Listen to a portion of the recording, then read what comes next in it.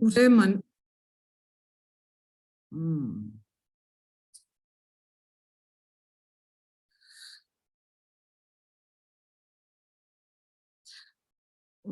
բոլորը տեսնում եք էկրանը։ Այո,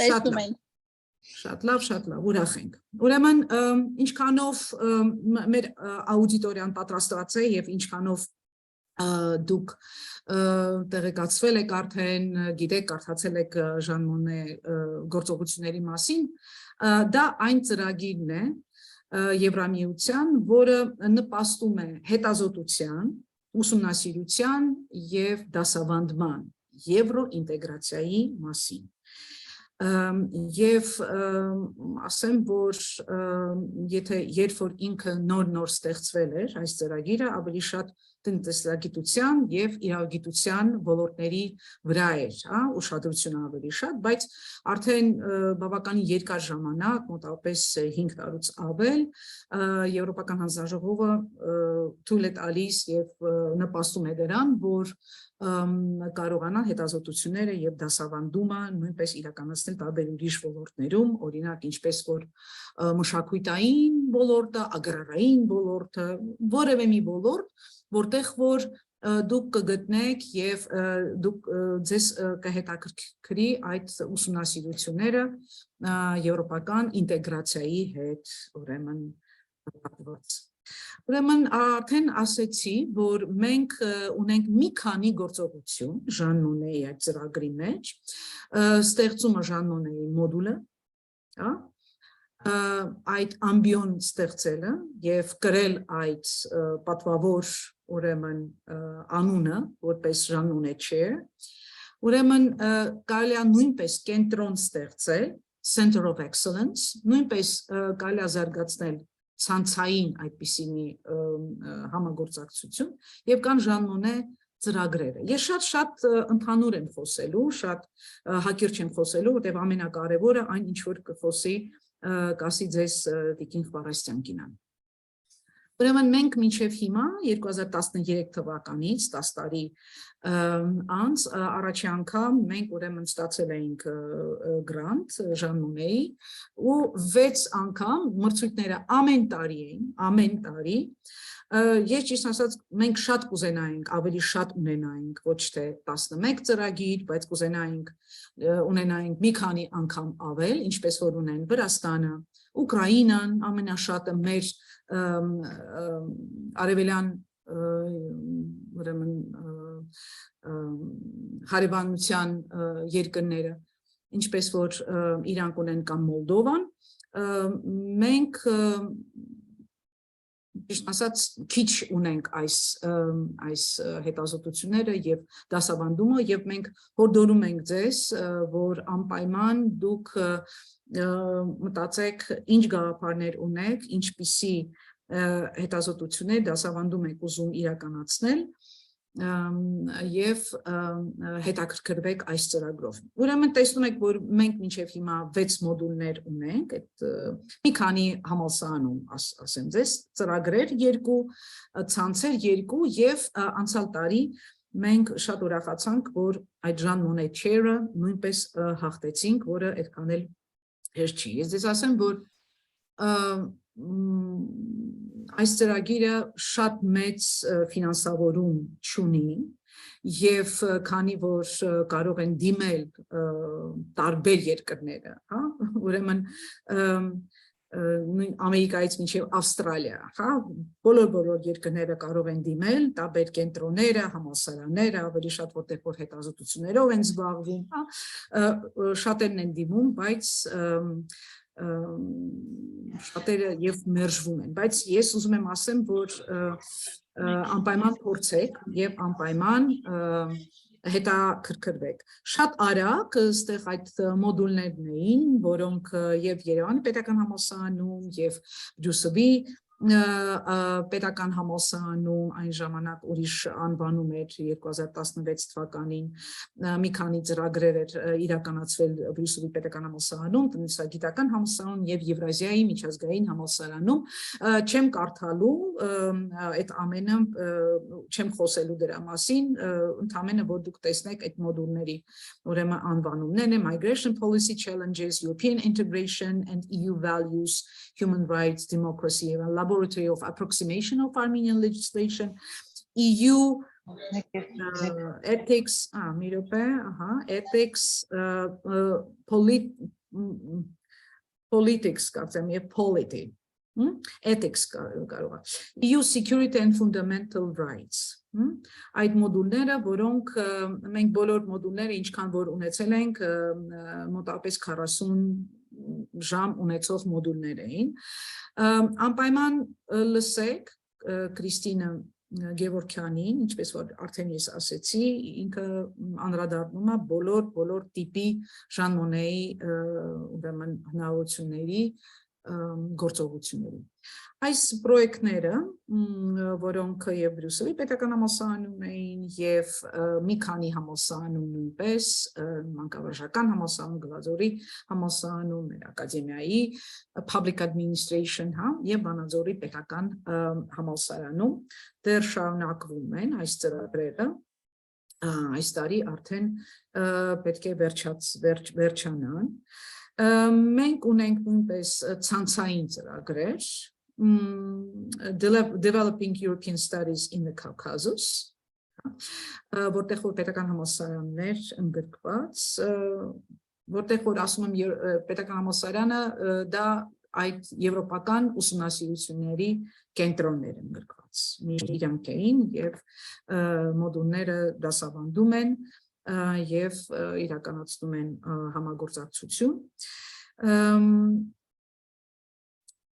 EU and EAEU between conflict and competition, convergence and cooperation. Նույն այդպիսի մի ցանցային ծրագիր էր եւ այդ ծրագիրը, որը հաղթել է Տիկին Խվորոստյանկինան անցյալ տարի, ինքը կոչվում է Ժան Մոնե Chair in EU Legal Studies and Legal Europeanization.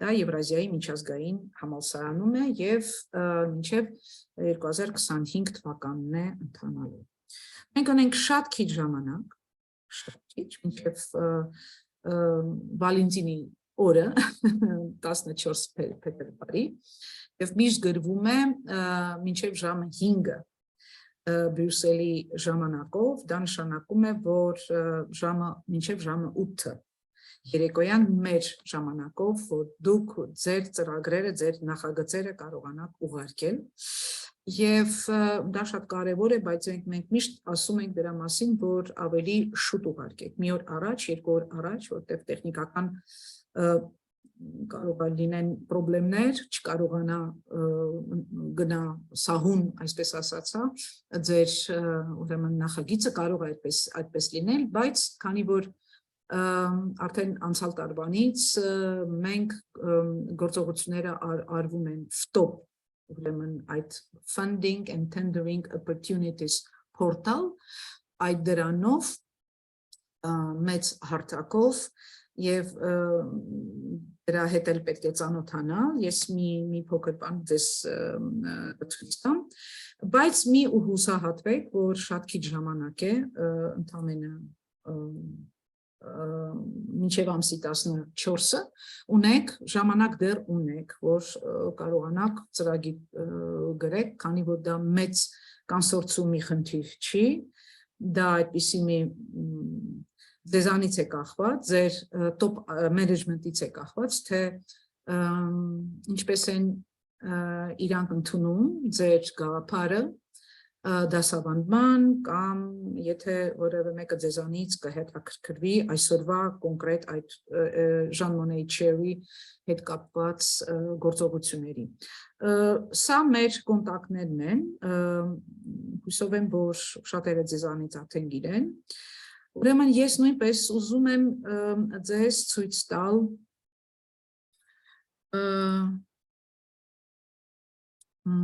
տալ այդ FTOP-ի հարթակը, Չգիտեմ ինչքանով ձեզանից տեղյակ են, տեսել են, մտել են, երևի շատերը ձեզանից, բայց բոլորը չէ։ Ուրեմն ինքը կոչվում է, բոլորը տեսնում եք, չէ՞, էլի հարթակը տեսնում եք էկրանը։ Այո։ Այո, տեսնում ենք։ Շատ լավ։ Ուրեմն Funding and Tender Opportunities Portal, FTOP, այդպես է ինքը կոչվում, եւ երբ որ դուք մտնում եք, դուք կարող եք երբ որ մտնում եք, նայեք։ Մի րոպե, լավ, մտել եք եւ կարող եք ստեղ գրել Ժան Մոնե Actions եւ այստեղ Ժան Մոնե Actions in a field of higher education մոդուլների մասին է, եթե մոդուլի մասին չի խոսքը, ահա, ստեղ գրված է chair եւ այլն, հա, Ժան Մոնե Center of Excellence։ Եթե դուք մտնեք մոդուլների մեջ, արդեն հենց մոդուլների մասին է խոսքը եւ ամբողջ այդ ինֆորմացիան, տեղեկությունը այնտեղ կստանաք։ Եթե մենք մտնենք այստեղ, արդեն դուք կտեսնեք ինչին է վերաբերվում, ուրեմն ստեղ գրված է իր deadline-ը, որ դեկտեմբերի 1-ին է, ուրեմն դա արդեն բաց եղել եւ տվել է հնարավորություն ուրեմն ուսումնասիրել, տեսնել, ծանոթանալ եւ այլն։ Topic descriptions, ստեղ գրված է շատ քիչ, topic conditions and documents, հա, all documents ամեն ինչը կա։ Start submission, երբ որ դուք արդեն հասկացաք, որ դուք ուզում եք զբաղվել եւ գրել ծրագիրը եւ այլն, բոլոր փաստաթղթերը կարդացել եք, ուսումնասիրել եք, ծանոթացել եք եւ այլն, խոսացել եք ձեր մենեջմենտի հետ, ձեր, չգիտեմ, դեկանի հետ, պրոռեկտորների հետ կամ նույնպես ռեկտորի հետ, ուրեմն այդ բոլորը պետք է անպայման արվի։ Եվ ստեղ շատ կարևոր բան է գրված. Please don't use the templates A, B and calculator from previous calls. Շատ ուշադիր եղեք, որ լինի այստեղ ուրեմն նորը, որտեվ կարող է լինի 21 թվականը, այդ մրցույթը երբ որ եղել է մի տարի առաջ, հա, եւ իրանք տարբերվում են, ապլիկացիոն ֆորմաները կարող են տարբերվեն, եւ այդ ուղեցույցը, որը միշտ պատրաստվում է մեծ, այսպես ասած, հրատարակություն է, հրատարակում է, դա ամեն տարի օկտեմբերին արդեն դուրս է գալիս եւ բոլոր Էրազմուս պլյուսի գործողությունները կան այնտեղ, այդպես էլ Ժան Մոնեի մասին, որը ելի նորից ունի մի քանի գործողություն, ինչ մասին ես արդեն ասել։ Դա փաստորեն այն ինչի մասին ես ուզում եի ձեզ ասել, ծանոթացնել, որ դուք կարողանաք ճիշտ վարվել բոլոր այդ նյութերի հետ, պրեզենտացիաների հետ եւ նույնպես ուզում եմ ձեզ ասել, որ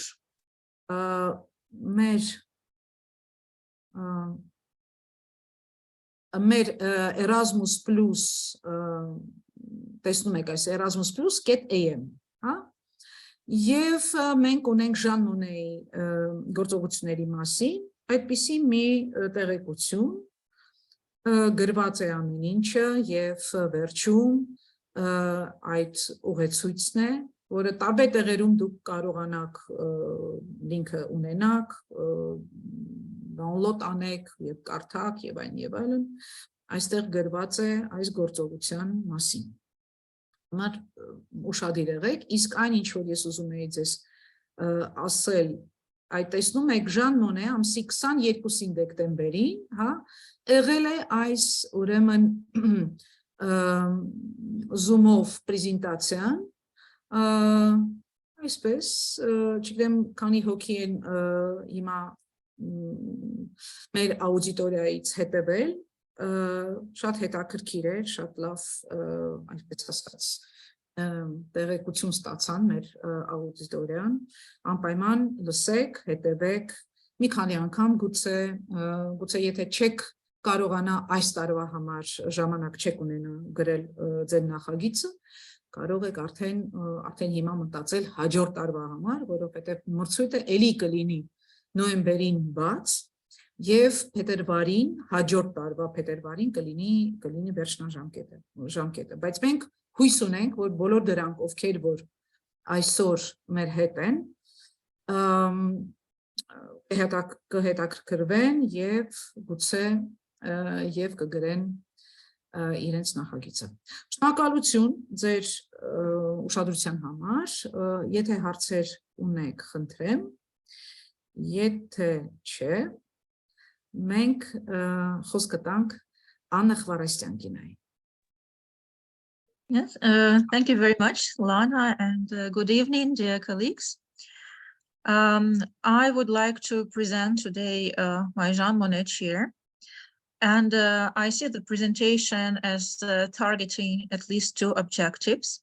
First, to present the chair as an example of Žan Mone action that hopefully will inspire you for your projects, but also will serve as an orientation for practical methodological issues. So this is the first objective.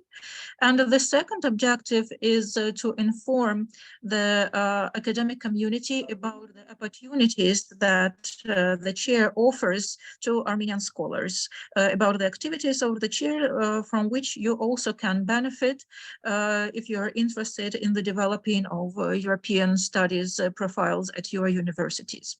So I will underline in the presentation what actions are actually directed towards the academic community in Armenia, so that you hopefully can note these possibilities and refer to them in the future. So I will share the screen with the presentation.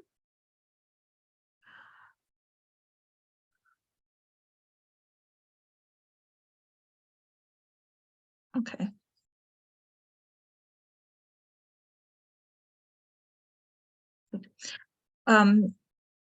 So when I started working on the application, I started with the identification of the needs, of the problems that the project is to target. From this perspective, there is no principal difference between a Žan Mone chair and a Žan Mone module. Yes, there is a difference in the number of teaching hours that a project is to deliver. For modules, the minimum number of teaching hours is 40, and for Žan Mone chair, the minimum number of teaching hours is 90. I have also in parallel the Žan Mone module at Eurasia University, and I used to have the module a legal approximation laboratory at Brusov University, and in both these modules I delivered more than 40 hours, significantly more, because of course the number of teaching hours directly affects the size of your budget. Yes, the more teaching hours you deliver, the more components in your teaching part you have, the bigger is your budget. So from this perspective, the first difference between modules and chairs is the number of minimum teaching hours. But your module can be 90 hours, it can be 200 hours, it can be more. It depends on your capacities, on capacities of your team, of course, on the particularities of your curriculum, on what the university can ensure in terms of teaching workload for you. So that is why when I'm talking about the chair, you can extrapolate all these tips, all these suggestions also to modules as well. So when you start thinking about your project idea, it is desirable, of course, to have clearly identified targets, objectives, which are based on the needs that you are going to address. So, for example, you identify that there is a need to improve your curriculum at your department or at your university, or there is a need if you have some basic courses in European Union studies, for example, some introductory courses to European integration, or introductory courses to European Union law, you may identify the need to deepen the coverage of EU-related issues and to offer some specialized courses to your students. So this, any project idea, any project designing process starts with the identification of needs you are going to address. So that is the first issue to remember. Another difference between chairs and modules is a composition of a project team. In case of the Jean Monnet chairs, it is a single teaching post, Jean Monnet Professor of European Union Studies or European Union Law or any other EU-related subject. In case with modules, the module can be delivered by one professor, by one instructor, not necessarily with the professor's title. Yes, any university instructor can be a module leader, or it can be delivered by a team of colleagues. I'm so sorry just for interruption. We stuck on the first slide actually. Yes, what yes, is the Jean right. Monnet chair? Yes, is that okay? Right. Yes, it's fine. Yes. So the module can be delivered by a team, and a team can be formed within one department, or it can be interdepartmental, multidisciplinary team. It depends again on the objectives of your module and on the needs of your institution. If the module is delivered by a single lecture and it is more than 90 hours, then in principle, there is no significant difference between a module and a Jean Monnet chair. So this is just to explain that what I'm going to talk about is perfectly relevant in case of any module you are going to design. So the needs I identified, I grouped into three categories. First, the needs related to knowledge, then needs related to skills, and needs related to academic environment, academic community in general. My module deals with the processes of legal Europeanization and legal approximation. That is, making the legal system of Armenia closer to the European Union acquis, the process which is framed with the EU-Armenia Comprehensive and Enhanced Partnership Agreement. Since my chair is in the field of law, I have very clearly identified scope of topics I'm covering in the chair.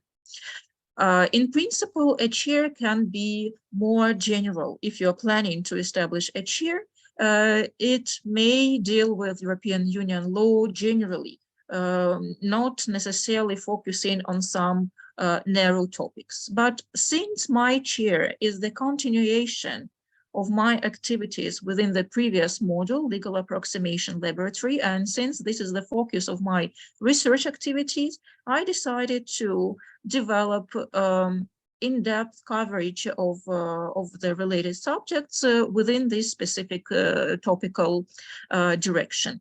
So the needs in the field of knowledge, of course, deal with the necessity to improve the understanding of the processes of legal approximation, the general framework of EU-Armenia relations, methodology of incorporating of European Union acquis into domestic legal system, and so on. So these needs determined the content of the teaching courses I am offering within the chair.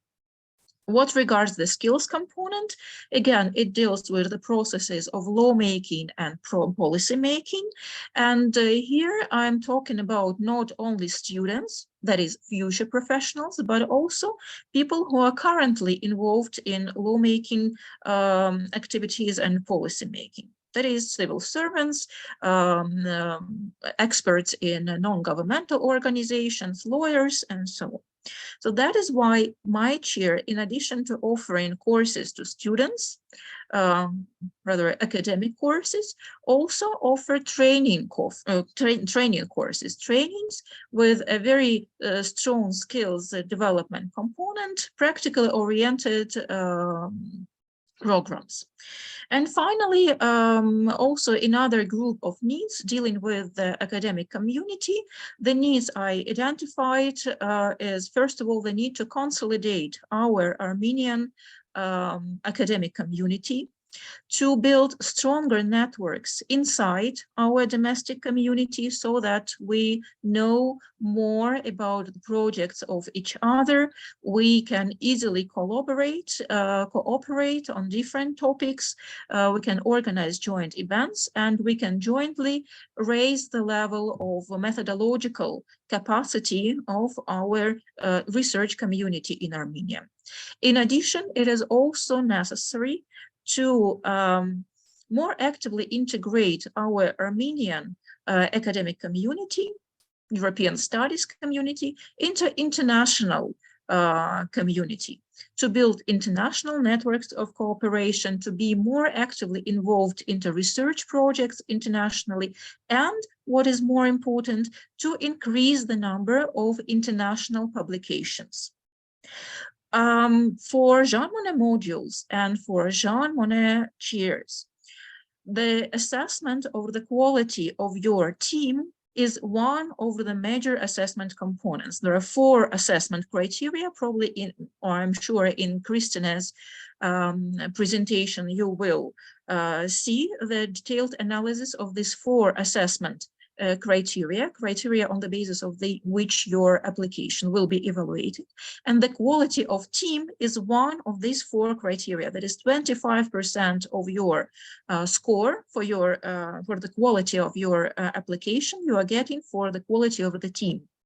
And the quality of the team, first of all, is measured on the basis of your relevant academic and practical experience, including, first of all, your publications, the quality of your publications. That is why it is crucial for Jean Monnet actions or for any other international competition. It is very important to develop your professional academic profiles. And your profiles should be easily accessible. It may be a Google Scholar, it may be Academia Edu, it can be ResearchGetNet, any platform that is used in order to demonstrate your academic capacity. And of course, it is a list of relevant publications on the topic of your module or your chair, Jean Monnet chair. So this is very important.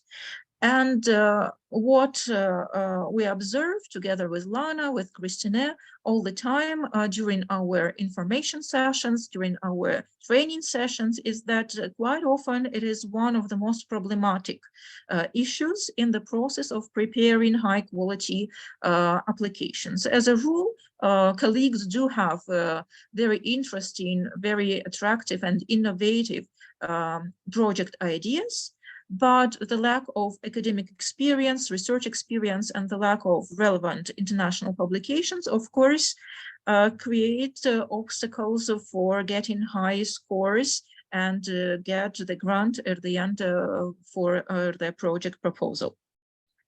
So that is why the objective of the chair is to deliver this community service to our academic community and to help our scholars, our university instructors to develop their research profiles. For this purpose, I will just underline it now, since I started already quite in detail covering this part of needs.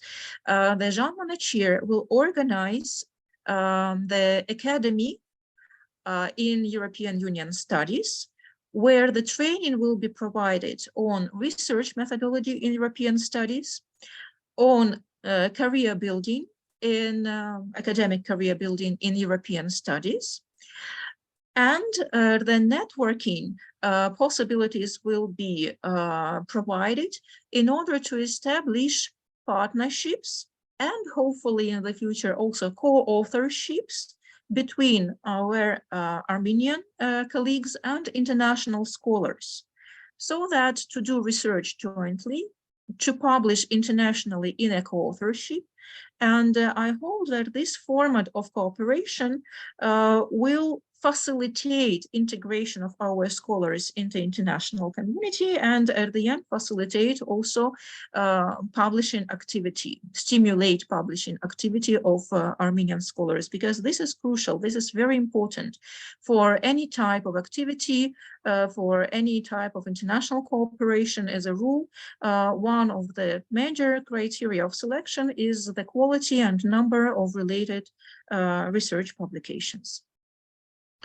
So in order to address these identified needs, I have 4 specific objectives over the project. So the general objective of the project is to improve European studies in theory and practice in Armenia, to facilitate implementation of the EU-Armenia SEPA in legal domain, the objective, general objective in legal domain. But I also have clearly identified specific objectives I'm addressing. So the first specific objective is to enrich the educational offer in EU legal studies with high quality, tailor-made courses. And here I offer 3 specific courses designed specifically for the chair, and 1 rather traditional course in EU law, basic course for bachelor students at Eurasia University. So these 3 courses that you see on the screen, they are open to everybody, not only to Eurasia International University students, but also to students of other universities and practitioners. And there are 2 formats in which these courses will be delivered.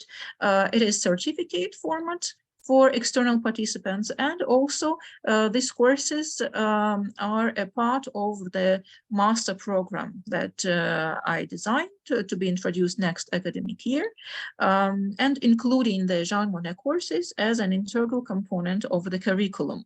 So there are 2 formats of integrating these courses in the formal education curriculum, master curriculum, and on the certificate basis. This could be said to be micro-credentials, although at the moment in the legislation we do not have such a concept, but it is in the process of developing. In the European context, this would correspond to this idea of offering very specialized, practice-oriented courses that can raise the qualification, improve the skills of practitioners, and which are based on the assessment of the final results of their learning activities, and the results are confirmed with the certificate. So 2 possible modules or modes in which these courses can be taken as our Eurasia International University master students, or in the certificate format. Then another specific objective targets professionals. This is the organization of trainings. I'm planning to organize at least 2 training sessions, 1 on methodology of law and policy making, with the reference to best practices from the European Union and its member states. And another training will be more oriented towards judicial activity, and it will deal with European legal methodology, judicial interpretation, and argumentation tools, coming from European experience, obviously. Also, the chair will provide regular methodological support to public actors and private actors on their request, and there will be several academic events organized where practitioners will be invited as discussants, as a public, as audience, in order to be informed about most recent academic developments, theoretical developments on the topic of their regular activities. The third objective deals with the research in the field, and this objective is, first of all, for myself as a chairholder to continue my research activity and to publish 3 academic articles in peer-reviewed journals on the issues of legal approximation and legal Europeanization in Armenia. Here, the needs that I identified actually demonstrate that some of the aspects that relate to Europeanization of legal systems beyond the European Union are usually not covered in the international scholarship. Mainly, the articles focus on formal processes of legislative approximation and less deal with the issues of Europeanization of legal culture, legal practice, and legal scholarship. So these gaps are the issues that I'm going to cover in my research and then reflect in the publications in the international journals or maybe chapters in international collective monographies, depending on the research activities I will be involved in. And finally, specific objective 4 deals with the community development, with strengthening our academic community in Armenia and building the capacities of our scholars. And here, again, I would like to attract your attention to the activities which will be implemented, the organization of the Academy of Research in EU Studies. It will be providing training on research design and methodology of research and building academic careers. And it will also establish the research partnership initiative, facilitating the cooperation, as I said, between Armenian scholars and international scholars.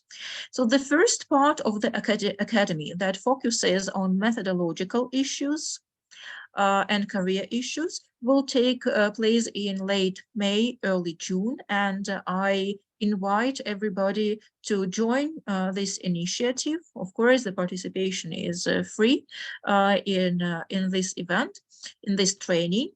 Applications will be open in March, and with the help of National Erasmus Plus Office, we will try to disseminate this information as widely as possible.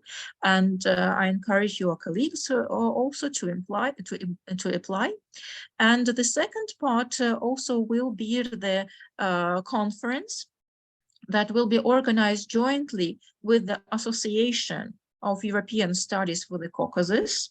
This is a professional association of scholars and practitioners working on the issues of Europeanization and European studies generally, with a very wide range of disciplines covered, obviously not only law, political science, international relations, economics, any other domain that may be considered as European Union studies, very broadly understood.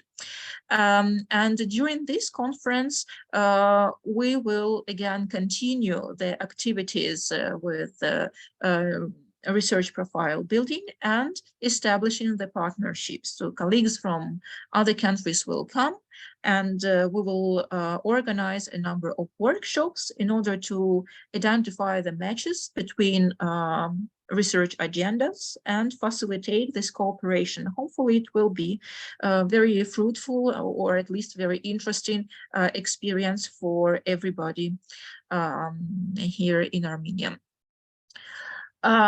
Integration into the curriculum, as I said, the courses which are offered by the Žan Mone chair, they exist in the format of a part of master program, but also as a certificate course. I will not go too much in detail because maybe it's too specific how they integrated into the curriculum. Just will mention that in the curriculum of the master program on lawmaking, I have the part on theory and methodology of lawmaking, the part on EU studies, which integrate all of the courses of the Žan Mone chair and one course from the Žan Mone module, which is also ongoing at Eurasian International University. security, the module on EU security and fundamental rights, and there is a very strong training component targeting students' research skills, legislative drafting skills, project management, policy analysis, legal tech, public communication, and so on. Before I open the floor for discussion and all possible questions that you may have in relation to the chair or any other aspects of application procedure or project implementation, I will just demonstrate the context that you can use in order to contact. So this is email and also Facebook page of the Žan Mone chair, where all the information will be reflected, all the announcements will be placed. So please, I invite you to follow the page. You may also wish to like it, but it's not a must. You can just follow to be updated on the activities the chair is offering to the public. Thank you very much, and we can probably proceed with the questions, discussion, any comments, anything you would like to say. Thank you very much again for inviting, for providing the opportunity to disseminate the information about the chair and about the activities that will be implemented, and activities targeting the colleagues, academic community general in Armenia. Thank you.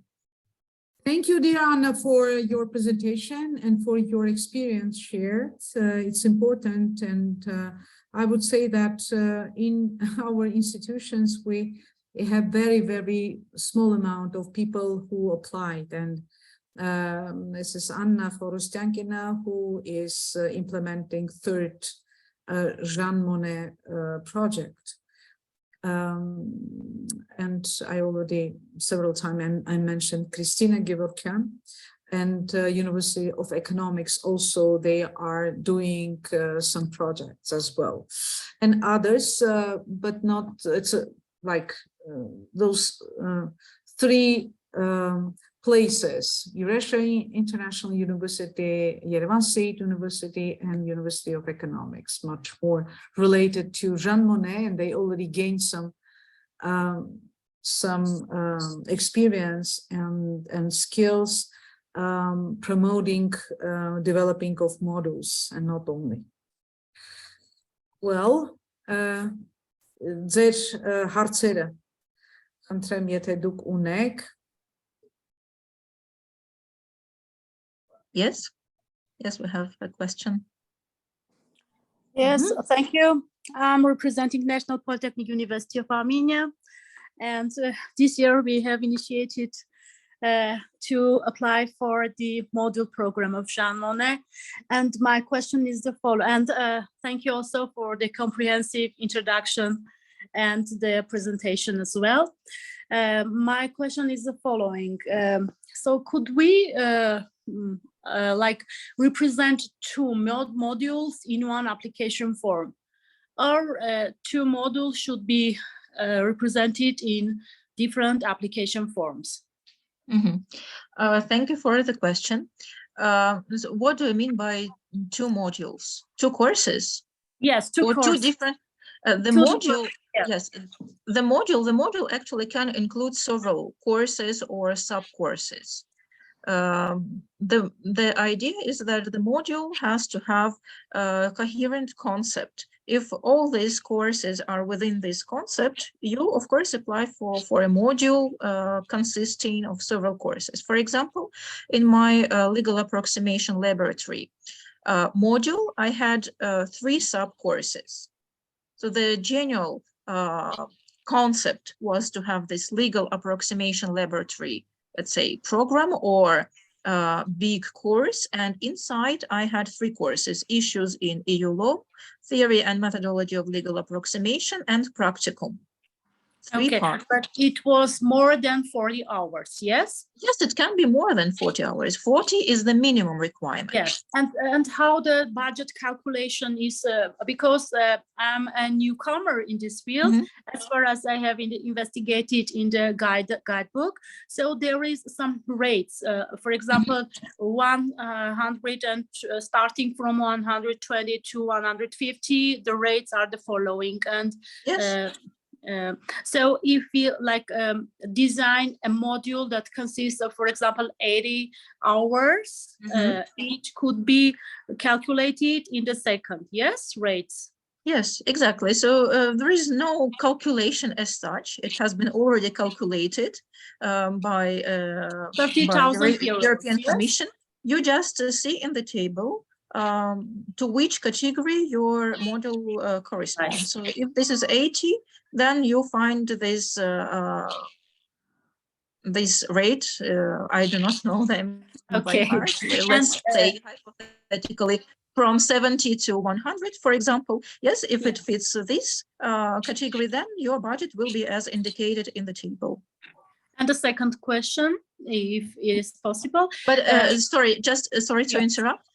Just to clarify, so if you have totally different courses which come with different project idea, different concept, you can apply for 2 different modules. There is no limitation on the number of modules one university can apply for. So if these are thematically, let's say, interconnected courses, you can group them into one module. But if these are totally different courses, you just develop 2 different projects, 2 different concepts, 2 different sets of additional activities, because every module, in addition to teaching, has to have also some additional activities you offer. At least 1 activity per year, and you design several modules, 2, 3. In Ukraine, for example, there are universities that got 10 and even probably more modules during one call. So there is no limitation. Really? Yes, yes, you can try if you have time and capacity. I think that it would be like considered as not goal-oriented, so to apply for different modules. And why? If several different departments are applying, different faculties, different departments can apply and implement totally different projects, not overlap. And the second question is that they do not overlap, that there is no issue of double funding. Yes, but if they're totally different, no problem to apply. Thank you. And the second question is the following, like, so could we like represent not only the theoretical part, but include as well as practical part? Yeah? Yes. So what do you mean? It shouldn't be the history, for example, of arts, humanities, like culture, I don't know, but practical courses should be included in the proposal as well, yeah? What do you mean by practical courses? Not only the theoretical lectures to be delivered, like project works, project-based, like group works, projects. I see. In principle, any courses that correspond to your needs, the needs of your curriculum, can be included. You just have to be very explicit and very careful about the calculation of teaching hours, because you calculate the contact hours, the in-class hours, where a professor works with a group of students. So the individual teaching is excluded, that is individual tutorship. Yes, I have read. Yes, this is excluded. You do not calculate it, but in principle, it can be a course. You just have to be very clear about the calculation of the number of teaching hours for such types of activities. Mm-hmm. Thank you so much. Thank you. Thank you. Question.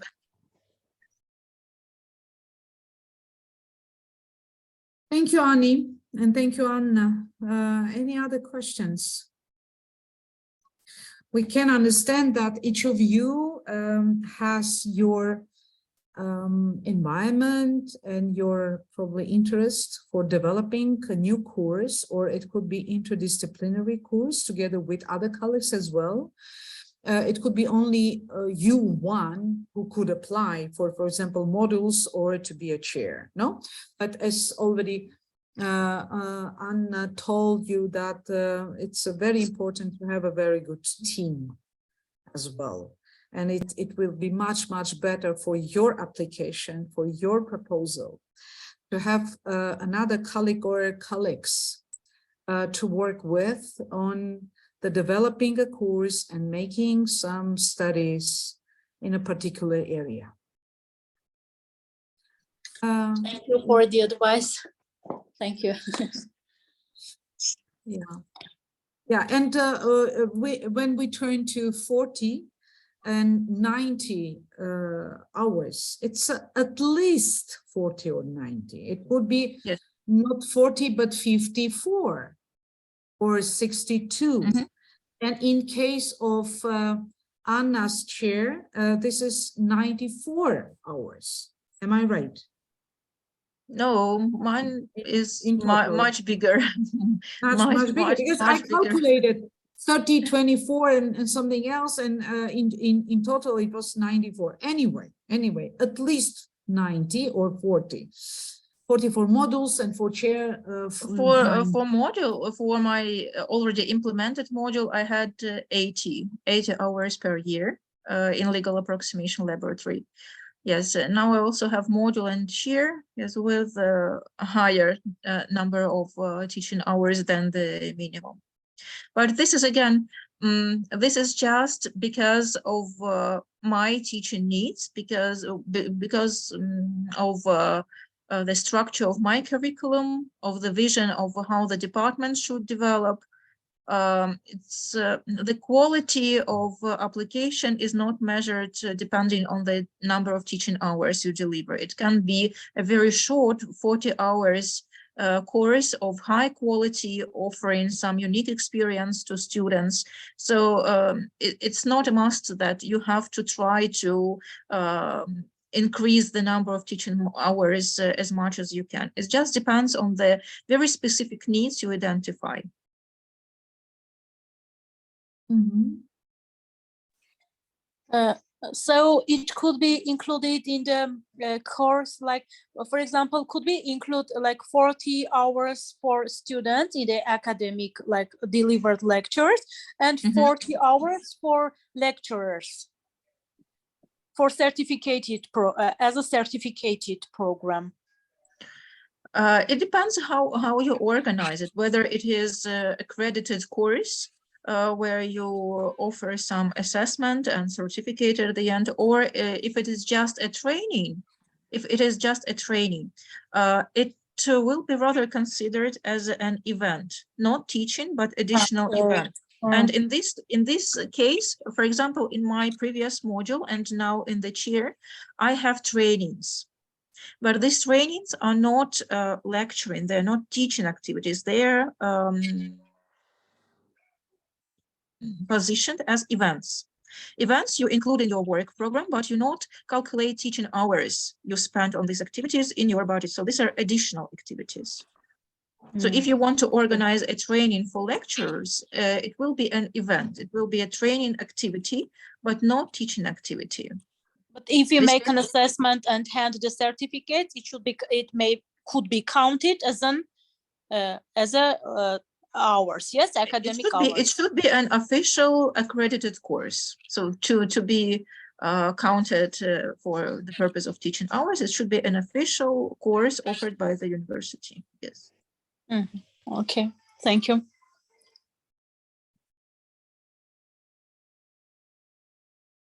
There is something in chat, probably. Oh, no, just. Hello, if I may ask. Yeah, sure. My name is Mariam. I'm from Russian Armenian University. First of all, thank you for very useful presentation. It was very interesting to listen. So thank you for that. Actually, I'm thinking about to apply to Žan Mone chair, but today I was speaking with Lana and she maybe I'm not sure that I can apply without any other experience in this project. I do have some experience in Erasmus programs and many different scientific projects, but I don't have any experience in this kind of project, Žan Mone, I mean. So is it okay if my first apply will be in Žan Mone chair? Yes. Or it's better to start with module or something else? Or I mean, I just trying to evaluate my chances just to win. It's okay or to choose. Several program editions ago, if I'm not mistaken, there was a requirement that before applying for each year, you had to have a successfully implemented module.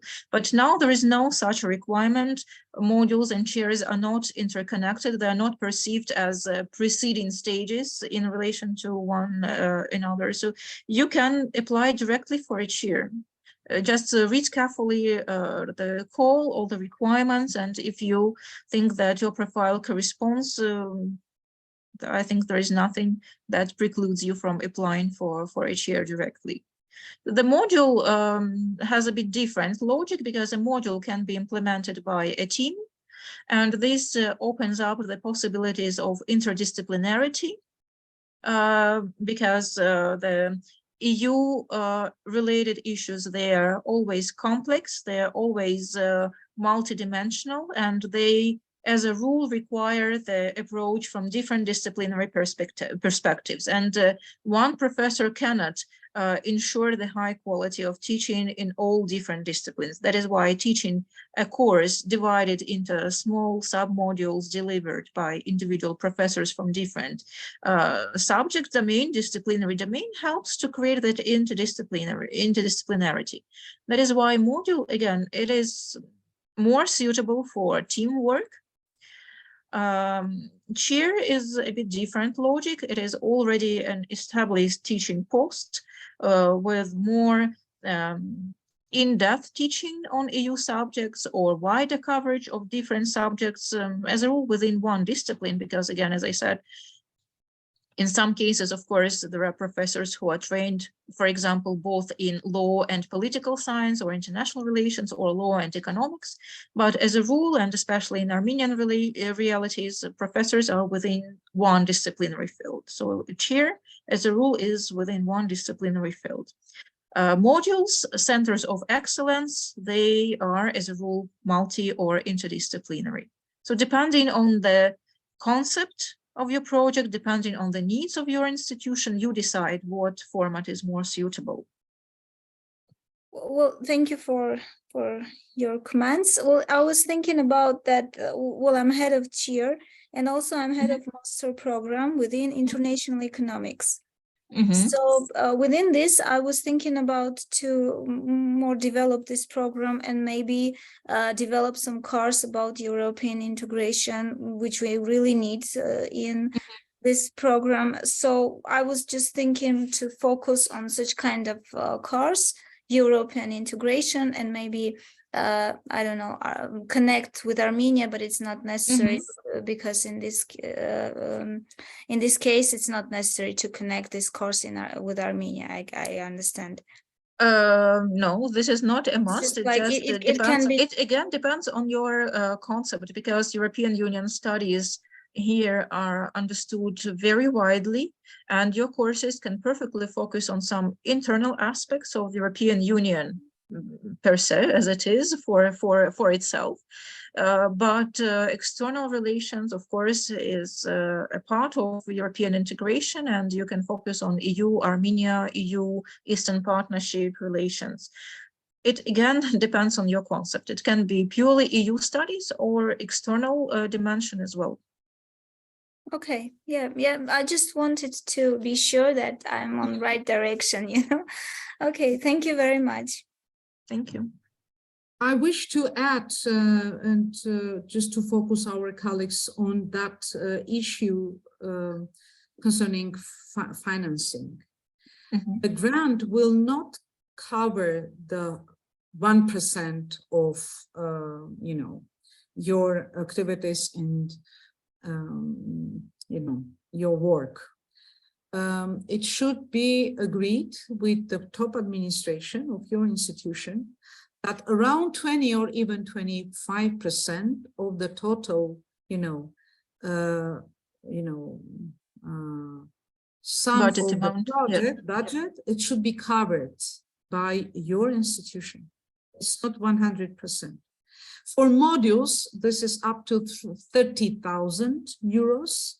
For chair, it's a 50,000 euros. And another possibility, like design, establish a center of excellence, it's up to 100,000 euros. And just very, very important to know that 75–80% will be covered if your project will be successful, will be covered by the European Union, by Erasmus+. This is a very important issue to make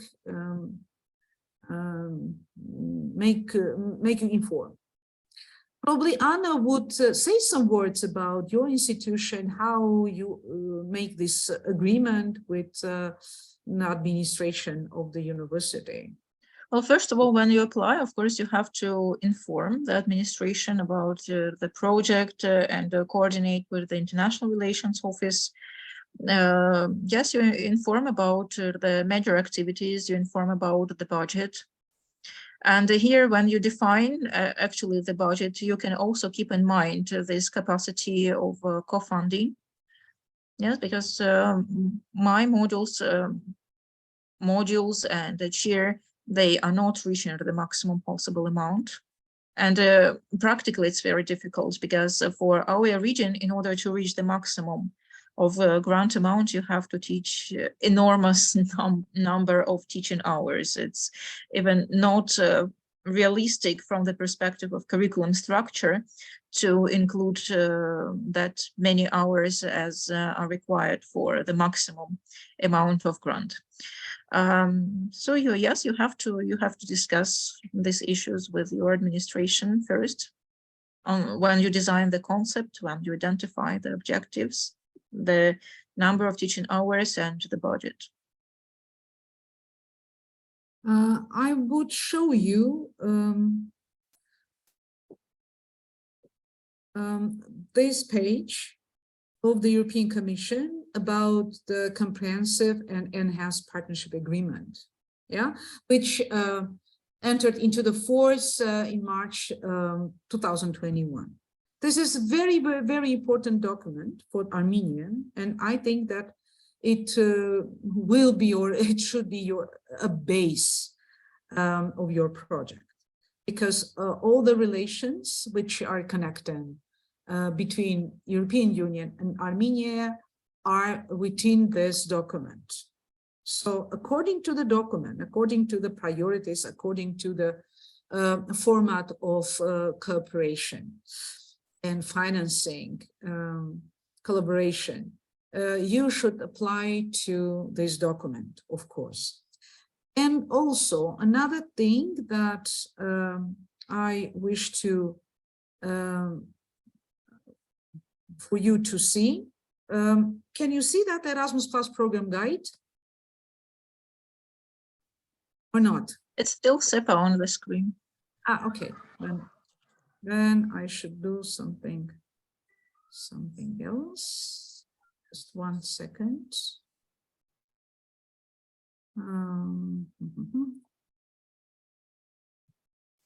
Now you can see, right? This is the program guide. Can you see that? Yes, yes. Good. This is very important, this guide, which is published each year about in November. And this is the menu table of contents. You can see here Žan Mone actions 367, and all information concerning the program is here. About the award criteria as well. You see Žan Mone actions in the field of higher education, because you can see in the other fields as well, for VET, for example, vocational education. But here is about teaching and research, and you will see models, chairs, centers of excellence, and all the narrative part concerning all these 3 activities and types of proposals. Who can apply, consortium composition, eligible activities, duration, where, how to apply, etc., etc., etc. And award criteria. You can see 4 parts with 25 points each. First, it's the relevance of the project, should read very, very carefully. Another one, quality of the project design and implementation. Next one, quality of partnership and cooperation arrangements. If you see that partnership is there, and you could also provide summer courses or summer schools together with European colleagues together, for example, during your project. Lana, may I intervene here? These rubrics, they're just rather uniform assessment criteria for many projects. That is why it is mentioned partnership here. But for Žan Mone activities, for modules and chairs, partnership is not required. You do not have to establish this partnership. It is a mono-beneficiary projects. It's just mentioned here. So by partnership, you understand the quality of your team.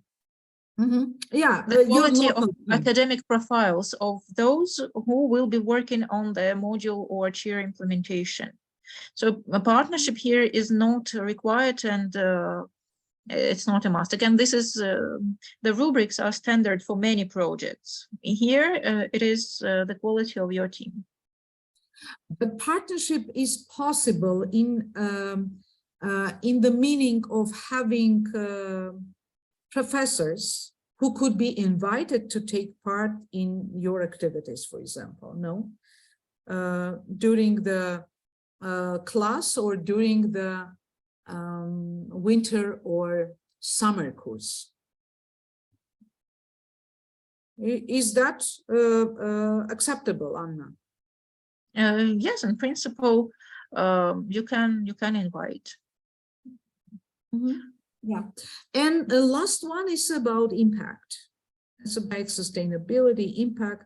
Read that carefully, because experts should make their criteria and their results of evaluation will be related to that 4 criteria. So be very, very attentive to that. You can find it at our website, erasmusplus.am, or just through internet. Erasmus Plus Program Guide, November 2022, because it was published in November last year. Any other questions? We are yes, already... we have from Katerina, I guess. Oh, good. Go ahead.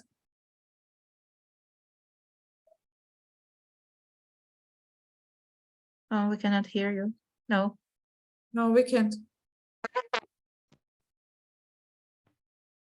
Now, do Yes. you hear me? Yes, now? yes. Yes. First of all, I would like to thank you both for a very interesting topic and your presentation. And I would like to ask you, as we see, the guide is very big file. If I'm not mistaken, there are more than 400 pages for the guide.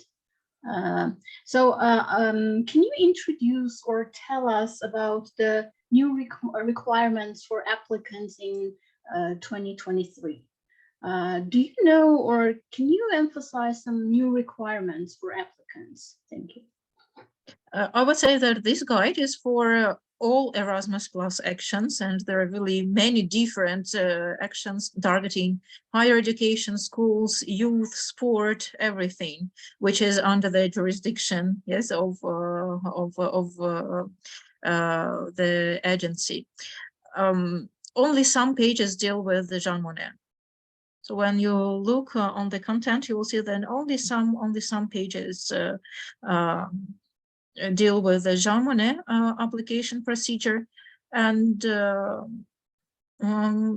my knowledge, there are not that many differences in previous year, but I would just suggest be very attentive, and when you apply in the online A form, in the well-structured B form, you will have all the guiding, all the directions that you have to follow in order to fill in the application in a right manner. So all the questions are there. When you fill in the online form, it is important to be within the word limit, for example. Yes, because otherwise your paragraph will be just cut and very important information will not be included.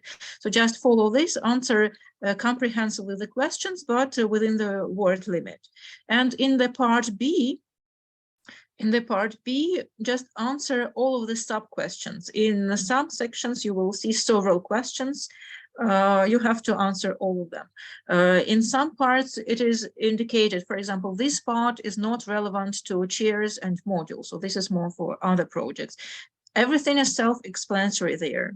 I don't think that we can do a better job than the one already done during the preparation of these forms and guidelines. So you do not have to read all 400 pages because they're not relevant to Žan Mone at all, or again, only a couple of pages will be, and the information is in the format of tables, very readable tables. So I just suggest to look at these pages and look at the application forms already now, not some days before the application deadline, but just start working within these application forms, and they will guide you how to proceed with the formulation of all information in your concept of the project. Thank you very much. Katerina, just I'm very sorry. Yes, it's a big issue, this program guide, but what is related to Žan Mone, this is from 367 page until 383. Just 16 pages you have to read. And again, these 16 pages are for modules, for networks, for chairs. For module, it's maybe 4 or even less. Thank you very much. Why I ask you this question, because one of our colleagues told me that, for example, for new applicants concerning all the programs financed by EU, he mentioned that we should pay attention to ecological aspect as a new requirement for our projects. That's why I asked this question. Okay. But thank you. I will pay attention. Yeah, this is important, and this is not a requirement to new applicants. This is just a priority that is to be covered, and you as those who initiate new project. And again, it's not a must. Yes, it will be beneficial if you address these priorities, like environmental issues, digitalization, inclusion, and other priorities. Yes, so your project should target not only your own objectives and needs, but also to target European Union priorities. Yes, otherwise why you have to fund your project? Yes, they also have to benefit from what you are implementing. So just pay attention to these issues. Thank you very much for your answers. Thank you. And again, coming to the first presentation, which was in December, don't forget just to follow that presentation by Christine. It's very, very important because it tackles the general view and FTOP portal as well, and some documentation. Be very, very attentive because we already gather and accumulate information for you. And this is not about only the guide, but this presentation with slides, you can follow that. And I think that there will be many, many answers to your questions. The portal may be, from the first sight, a bit challenging. Because there is a lot of information accumulated there. So again, before applying, just you can enter and see how it is organized, what information is placed in what part, how to create an account. So this all can be done already now in parallel with the elaboration of the concept of the project. Also, of course, you have to pay attention to the technical and formal issues, having PIC number, having the validated profile of your university, the account, bank account, and everything what is formally required there. So all this you will see in your account when you create it for your institution, for your university, and for the applicant. For the person who works with the application, because the applicant is the institution, not an individual. Yeah. So we have another question from Kohar. Good evening. Good evening. Thank you very much for the presentation. It was quite interesting and informative. So first of all, I would like to know whether so you spoke about the financial issues, yes? That for example, for modules, if we teach from 120 to 150 hours, then we get 11,500, yes, 500,000. So it means that you are paid only, the teachers are paid only for the teaching, or if we organize, for example, summer schools, are we going to be paid for events? This is very important issue. This is very important as well. This is a very important issue, and probably one of the biggest confusions that we usually have with the modules and with the budget. So the budget of the module, as well as the budget of the chair, they are calculated on the principle of a lump sum. Lump sum means that you get this amount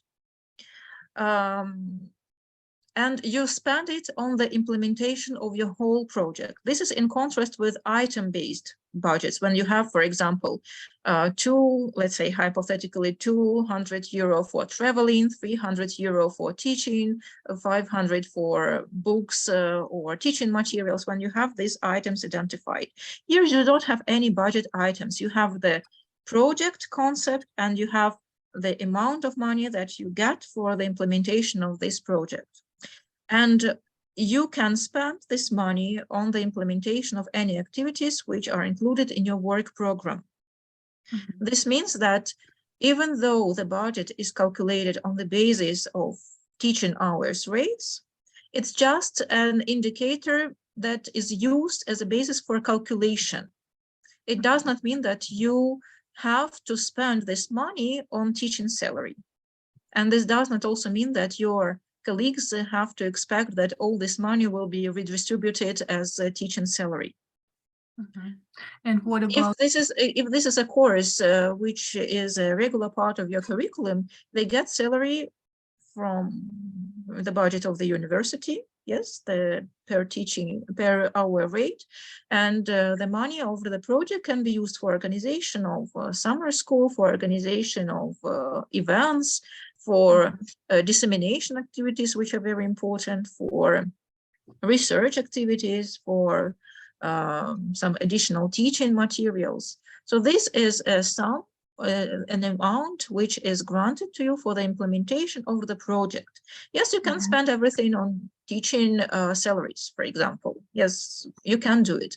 But then you will have to organize all other events you planned, finding some external funding or in the co-funding by the university. It depends. The most important thing is that all of the activities which you plan in the work program have to be implemented. And this amount is to be redistributed by your consideration so that to implement everything effectively. So this is the criteria. Again, lump sum principle means that you do not have specification. You have this amount for the whole project and you, again, spend it as you consider appropriate. Yes, thank you. And one more question. Can we, for example, invite one professor from Europe, from a European country, and does this module intend to cover the travel costs, or it doesn't? To cover what? The travel costs. Yes, you can. In principle, again, if this is a lump sum. But But Yes, you can. Instead of we Yes, you take it from your we teaching re- hours. Yes, Yes. for example, in order to invite international professor, you lecture, let's say 20 hours in order to get this money from the budget and spend them for tickets of this professor. And then you teach, for example, other 30 hours to invite him and pay honorarium, for example, for one teaching hour. Yes, so this is how it works in practice. You report what? You report teaching hours so that we report teaching hours, but we delivered for the by- travel. Do I understand right? No. Report teaching hours. You report only teaching hours. In the We final, report teaching hours, but in the final financial report, you report the number of teaching hours you delivered within 3 years. So if you delivered all teaching hours as planned, if you implemented all additional activities as planned, you have the right to your for a whole amount of the budget. So what I wanted to understand, just if we spend money for travel, so for example, if we invite a professor, yes, to Armenia, to our university, Yes. and can we report as this as travel costs? Or You do not report it as travel costs. You do not report it. You report only the number of teaching hours you delivered. It does not matter what you paid for these teaching hours. You report the number of teaching hours that were taught within this program. You do not report how much you paid for them. Yes, you can pay, for example, on Armenian rates, like 100 or 1,500 rands per teaching hour, for example, and spend the rest on activities, on events, on dissemination, on additional conferences, for example, on coffee breaks, on everything you need. So we can organize it internally, as I understand. Yes, this is, yes. You created the budget internally for yourself. Yes, you have the amount, you draft the detailed budget so that to ensure that all the activities are properly implemented. But you do not submit this internal budget. You submit the financial report is the reporting on the number of teaching hours you delivered within this program. In other words, you are the master of this amount of money. So if you want to implement your activities on the high level of visibility, to have many participants, to provide them with nice coffee break, nice dissemination materials, you just teach for free, you work hard in order to have the possibility to spend this money. This is how it works. Okay, thank you. Well, at least this is from my experience. This is what I do. I teach currently without the honorarium, my courses, but they are, of course, I get the salary for them. Yes, because they are a part of the curriculum. The rate which is applicable to any other teaching hour. Yes, and the rest is spent on events, on organization of dissemination, of all other items according to the work program. But again, this is up to you. This is you decide how to do it. If the need of your university is to stimulate your professors, your teaching staff, then you can spend it for salaries. It's up to you. If you're sure that you can implement your additional events without no expenses or with some minimum expenses, you have to just plan this in advance, and you can redistribute the money for additional salaries to stimulate teaching staff, maybe to stimulate more the research activity, to make them more active in publishing. It's up to you. Again, this principle of lump sum gives you a lot of flexibility, a lot of autonomy in considering your needs. You just have to comply with like some general principles to spend money on project activities, to have the documents confirming your expenditures, financial proof, I mean. But again, you collect this financial proof, but you do not submit it. It's just in case when some audit may be organized or some external or internal check of the project implementation from the financial perspective. You collect all the financial documents. But when you submit the financial report, again, it is presumed that you spent your money correctly if you delivered all teaching hours as planned in the application. Okay, thank you so much. And also important that when you get the grant, first you get the pre-financing. This means that the whole amount of your budget is co-funded by the EU and your university. Yes, and also the EU part will be distributed in 2 tranches. First, you get pre-financing, about 70% of the part which EU grants to you. And then when you submit the final report, and when it is considered that the implementation is successful, you will get the remaining part. This means that in order to properly implement the project, the university will have to invest probably some funds in order to properly implement all the activities. And after that, we'll get the remaining part of the grant after the project final date. So after the final date, within 60 days, you will submit the final report. It will be evaluated, the quality of implementation. And then if there are some issues, this final payment can be smaller than initially planned, if it will be considered that you did not implement some activities or something like that. And it does not mean that you are bad or your project was poor. Just anything can happen. And it may be the case that some of the planned activities will not be relevant anymore and they will not be implemented. But again, in case of a need, you will have to communicate with the agency and in due time modify your grant agreement. But again, it's going to maybe too far now at this stage. This is not an issue to think now, probably at the application stage, but just to underline that there is some flexibility. If you see that the planned event cannot be implemented, there may be different reasons. We have pandemics, we have wars, we have political crises, whatever in our turbulent times. It may be the case that it's not possible to implement, then you have to communicate it to the agency in due time, not one day before the end of the project, to modify your agreement, to modify your budget. And then the final payment will also take into account the necessity to correct the sum of your grant. But in general, maybe I added too many details. In general, the budgetary issues for modules and chairs, they are very easy in comparison with all other Erasmus Plus projects, and especially item-based. So here you have one sum, you spend it as you consider appropriate, and that's it.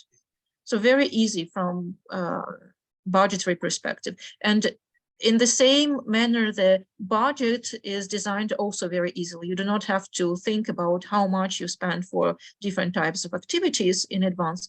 You just declare the number of teaching hours you are planning to deliver and you get the amount automatically. So very user-friendly, I would say, budget in these types of activities.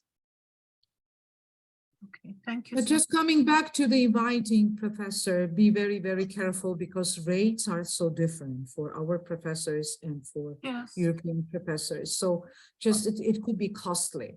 Of course, it will be much more, attractive to have a professor in your institution, another state university, and to deliver the class. But at the same time, probably it will be a kind of blended course, like, I don't know, it could be online course with I was also thinking about it. Yeah. And in that case, so we can just consider teaching hours and pay the professor just for teaching and not travel, for example. Yeah. Yeah, thank you so much. Easiest way. Yeah.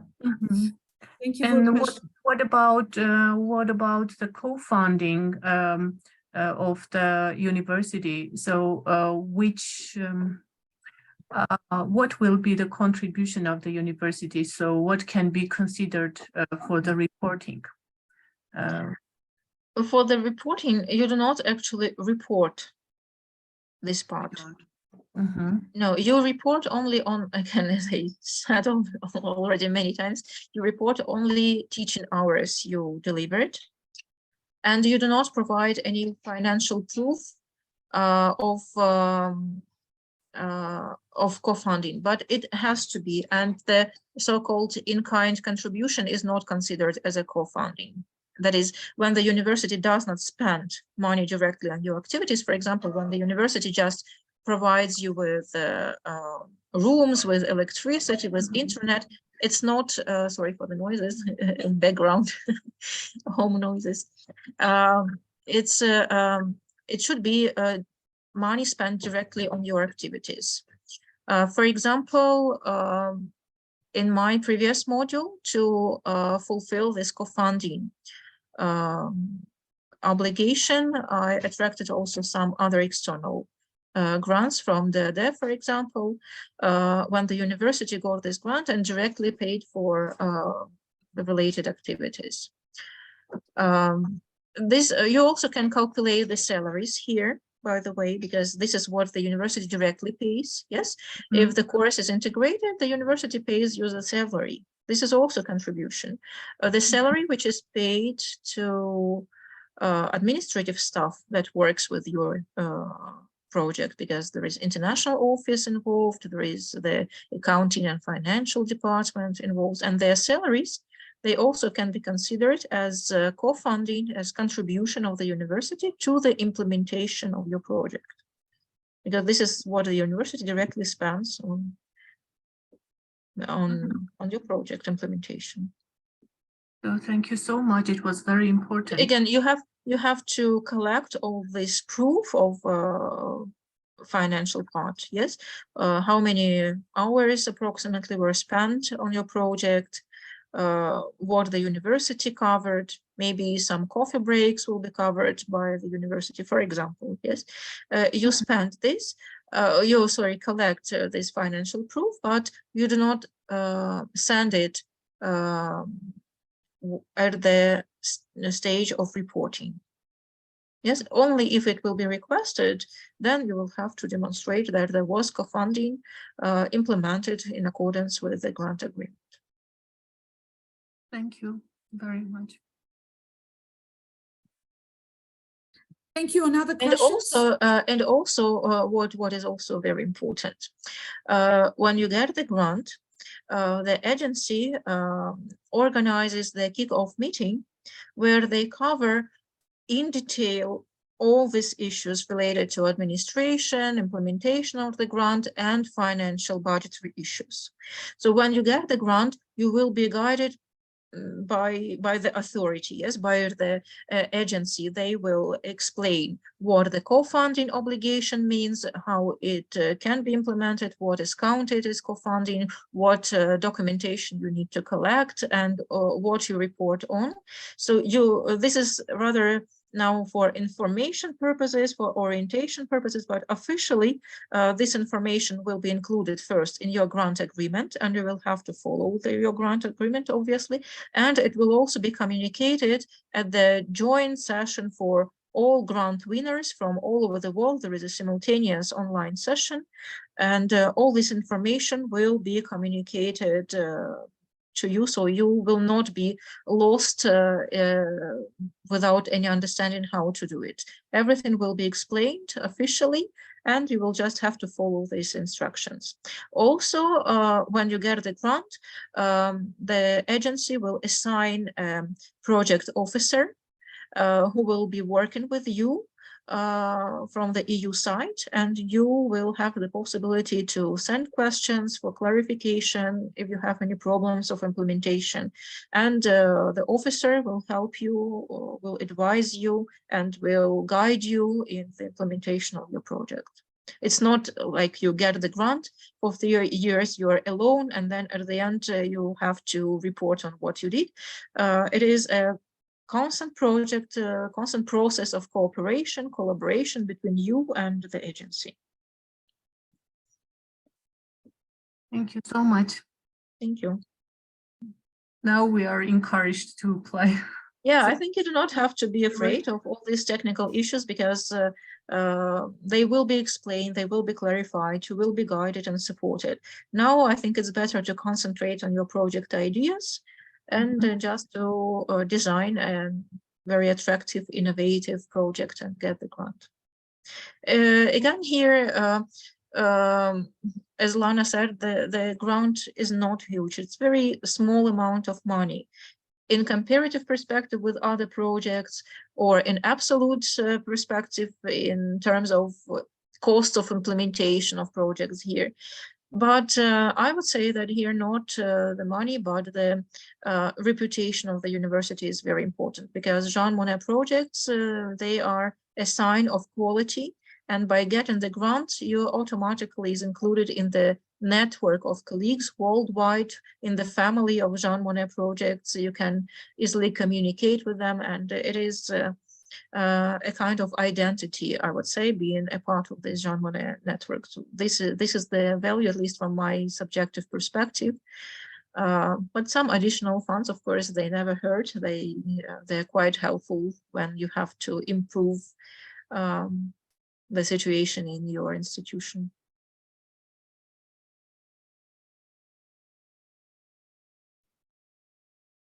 Okay, do we have any other questions?